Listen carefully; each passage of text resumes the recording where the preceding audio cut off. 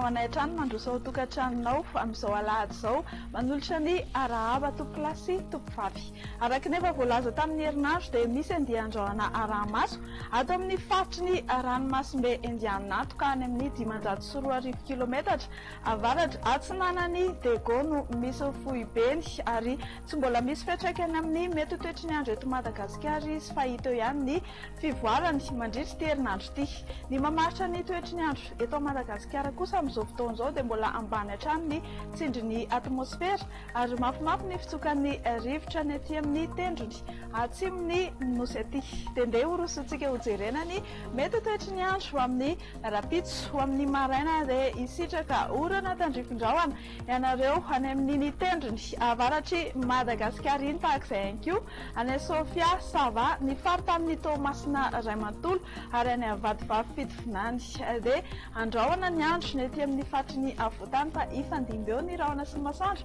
any akafa. Ho amin'ny tolakandro dia hitohy hatrany ny orana ny amin'ny tapany avaratry Madagascar ray manontolo izany hoe amin'reto farita amin'ny manaraka reto farita amin'ny Antsiranana, Mahajanga ary Toamasina andrahoana na andrahoana vitsy kosa ny andro ny amin'ny faritra sisa. Dia mbola tsapa hafanana be hatrany isika raha ny maripana no ho asiteny ho amin'ny rapitso maraina izao dia 13 degré celsius no ambany indrindra hitantsika ny avakina karatra 14 ny aty amin'ny farita amin'ny Antananarivo 14 degré celsius ny any amin'ny farita amin'ny Fianaratsoa any avaratry Madagascar any dia mandina ny 20 hatramin'ny 24 degré ary ny any amin'ny faritra Atsimo iny dia 15 degré celsius. Ho amin'ny rapitso tolakandro ny aty amin'ny afovoantany mandina ny 20 hatramin'ny 30 degré ny mafana indrindra kosa dia mananika hatrany amin'ny 9 degré celsius be izao any amin'ny distrikany Antsohihy iny. Dia ireto indray raha ny fampahafantarana fohy raha hiampita ranomasina ianao hibalika be ny masoandro amin'ny